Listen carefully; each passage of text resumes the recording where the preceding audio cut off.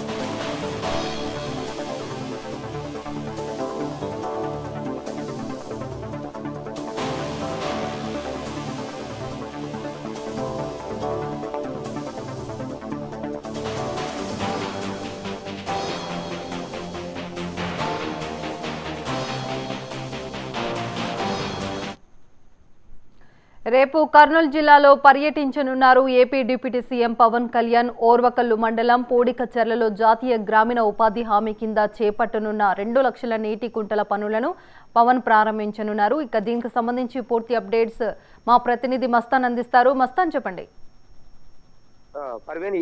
రేపు ఉదయం పవన్ కళ్యాణ్ పర్యటన అయితే కర్నూలులో జరగనుంది.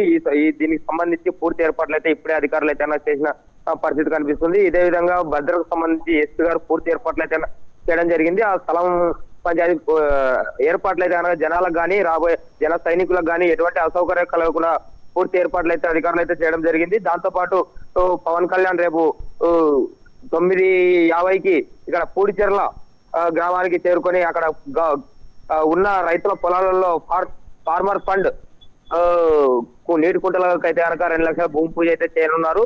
ఇది అయిపోయిన కార్యక్రమం అయిపోయిన వెంటనే అక్కడ బహిరంగ సభ అయితే ఏర్పాటు చేయడం జరిగింది. ఆ బహిరంగ సభ కూడా జిల్లా నుంచి నలుమూలల నుంచి కూడా పూర్తిగా జన సైన్యం కావచ్చు, అదేవిధంగా ప్రేక్షకులు జనాలు కావచ్చు భారీ సంఖ్యలో చేరుకోవచ్చు అని కూడా అంచనాలు వేస్తున్న పరిస్థితులు కనిపిస్తున్నాయి. పర్వీన్, మస్తాన్, రేపు పవన్ కళ్యాణ్ రాబోతున్నారు. అక్కడ ఎలాంటి ఏర్పాట్లు చేశారు?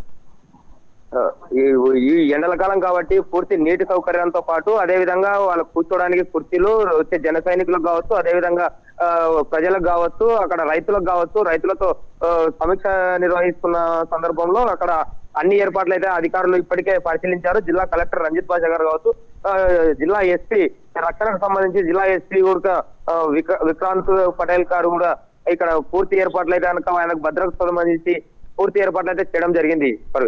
Right, thank you Mastan.